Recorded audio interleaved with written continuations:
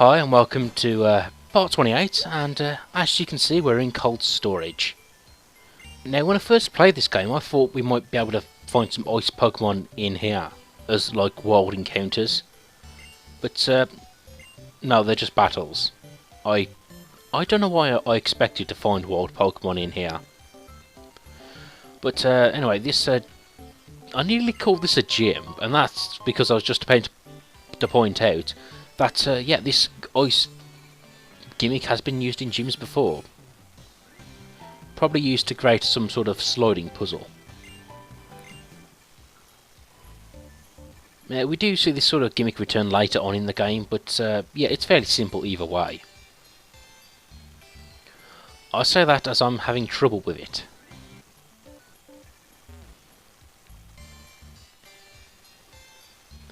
But anyway, you'll fight a few workers here. They'll sometimes use ice Pokemon and Timbers and the fighting types. As for this as sort of like a mini dungeon, I actually do appreciate it because it's a different kind of environment. You know, we don't need to always go in a cave. I think that's a problem with the earlier gens, that yeah, all their dungeons were just caves and rather similar looking caves. Now this Pokemon here, Timburr, no Gurdurr, sorry, he's the evolved form of Timburr, and honestly I think the Gurdurr he's holding is a bit too much. I mean, I get it, Cubone can have a bone, Farfetch can have a piece of celery, but I'm sorry, he's holding a friggin' weapon. That should not be allowed in the Pokemon League or at all. And I guess he's got kind of a weird design. He's got like a clown nose and some weird veins all over him.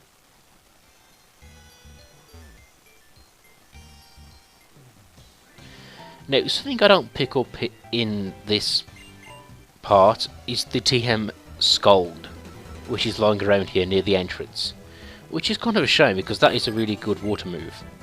I do pick it up later on, but I just wanted to point that out. Of course, now we have Vanillux, the sort of ice cream Pokemon, the Pokemon which, yeah, divided a lot of people. Honestly, I'm sort of in the middle, I guess. I'm not enthusiastic about the Pokemon, but on the other hand, I'm not like crying betrayal about it either. You know, they've got a Pokemon based off ice cream. Okay then, whatever. And I was thinking, they did miss an opportunity. Like, the shiny version of this Pokemon is sort of just a dark bluer. But I think it would have been good if the shiny version was chocolate ice cream. Or vanilla ice cream, or, well, or strawberry ice cream, I mean. Of course, he sends out another Timburr. I guess it just makes sense, these workers do have Timburrs. And Girders. And I suppose that does answer the question as to where these Pokemon get these weapons from. The answer is the workers just give them to him.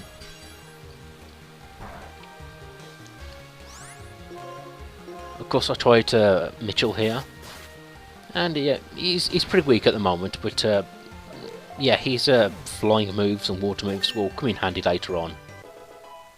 But you know, that's something I found out recently about flying types, is that when I think about it, they are pretty fragile. And I guess the idea is that, of course, they fly, so they have to be light, but yeah.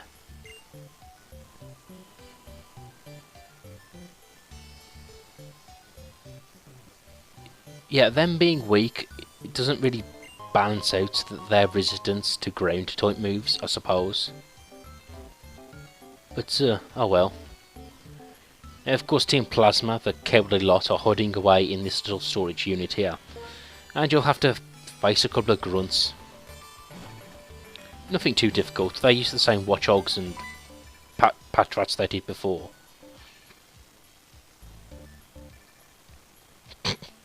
I find this amusing. It's cold. Keep me warm. Although, if you had a group of servants, you would use them as a coat, I suppose. As a sort of human igloo.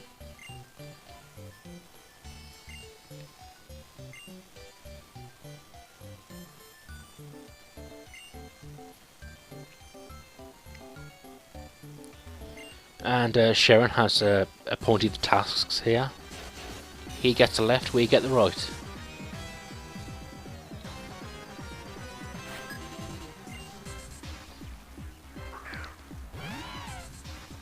Now again, they use the Leopard. Now, I wasn't sure if I wanted to leave in these battles, but in the end I guess they're kind of significant, even though these characters aren't really named.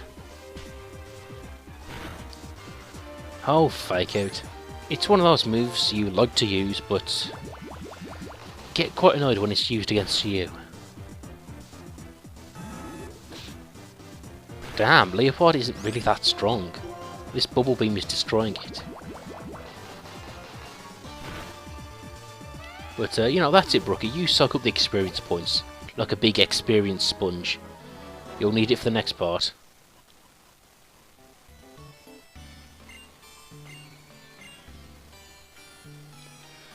I hate to say, but I'd rather fight these guys with a triple battle.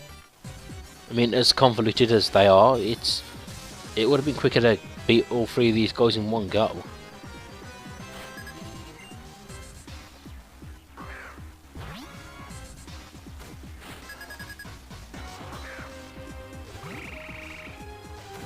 Let me see, a Sandal versus a Palpitoad.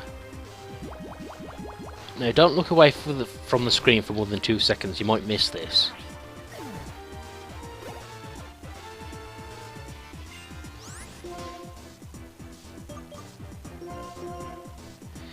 Now I believe this Watchog here does give me a bit of trouble, and that's because obviously it can use sleep state base moves, and it's just generally frustrating.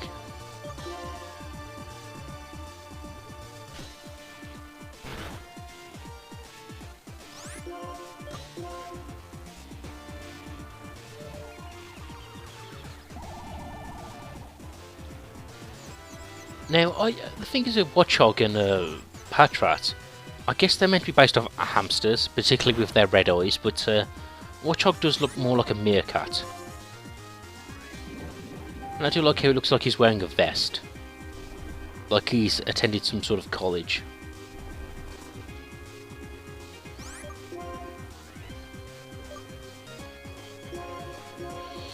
And yeah, something I overlook is the fact that I tend not to bring sleep heals.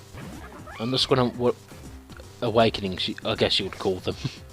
But yeah, as a result, whenever one of my Pokemon falls asleep, I usually end up unprepared. I sort of missed that flute you got in Gen 1. I mean, you got it in the game from Snorlax, and then from then on, whenever you win battle, you could play the flute and awaken your Pokemon. So it was essentially like having infinite awakenings. Let me see, Air Slash, high critical hit.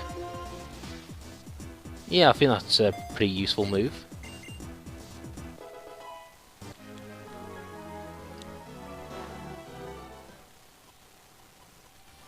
We have Clay coming up, and I'm not sure if Mitchell is strong enough to take on one of their members just yet, but still, it's useful to have a water type.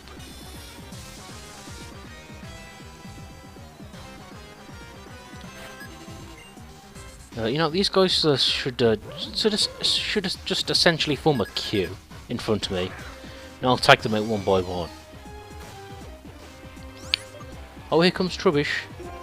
You know, this does remind me of an amusing picture I saw of Trubbish, some fan art, and it actually showed that like Pikachu is inside it.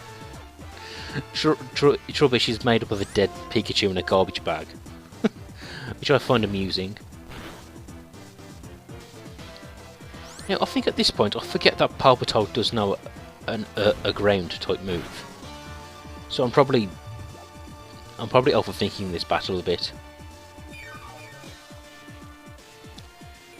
Now you can see this sort of move there where it's sort of stockpile, and then you either use the move Swallow, which will heal you, or Throw Up, which will do damage. Yeah, trouble is those moves have always been a bit weak and ineffectual, so I never really bothered using them.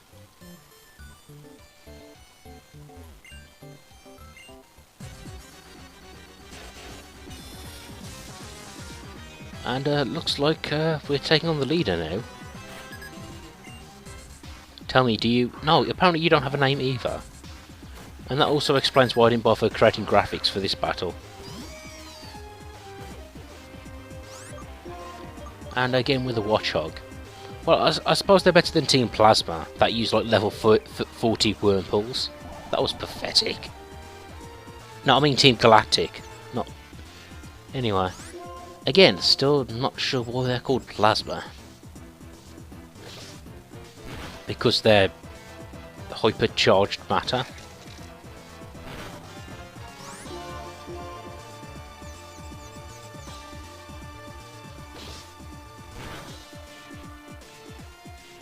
Oh, Cumberbatch. But anyway, I'm kind of hoping these characters will warm up to me as the trainer.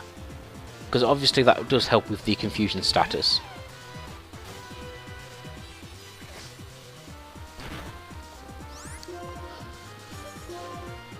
Now, I guess something I sort of find weird is the fact that Hypnosis can still affect Dark types.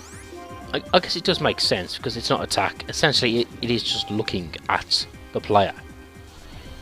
So, I guess it does make sense as to why Hypnosis would still work. But it's kind of infuriating. And I guess it is odd. For example, I forget what it's called, but the move, there's an electric move which just paralyzes people, but that still has no effect on ground types. So yeah, actually that is kind of inconsistent. I guess if Dark types were immune to Hypnosis, that would slightly make them overbalanced, or it makes Psychic types less effective. Speaking of which, if they do introduce a new type, I guess it will be weak against Psychic, strong against Dark, strong against Dragon, and weak against Poison and Ghost. You know, just to balance things out a bit.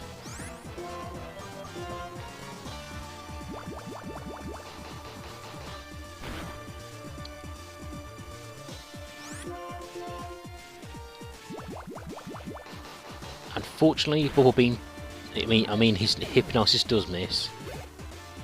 Yeah, you see, this battle just took a lot longer than it should have.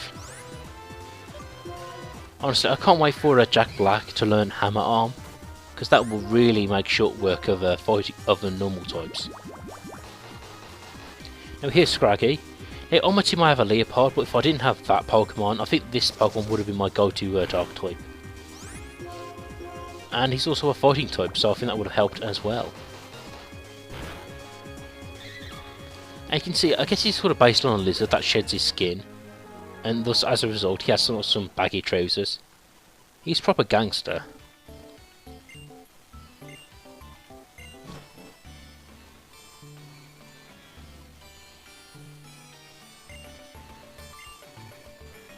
Oh, well done, Clay. Thanks for turning up just when we need you.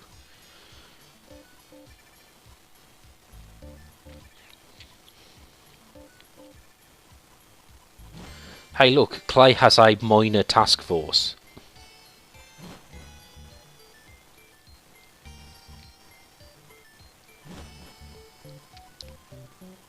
Take them away, boys. I'm sure they'll be locked up for good.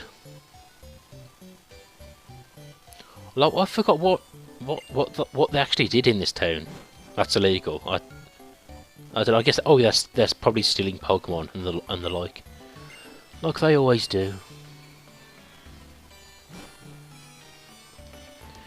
Yeah, thanks Sharon, you were a big help, I think. Anyway, join me again for the next part.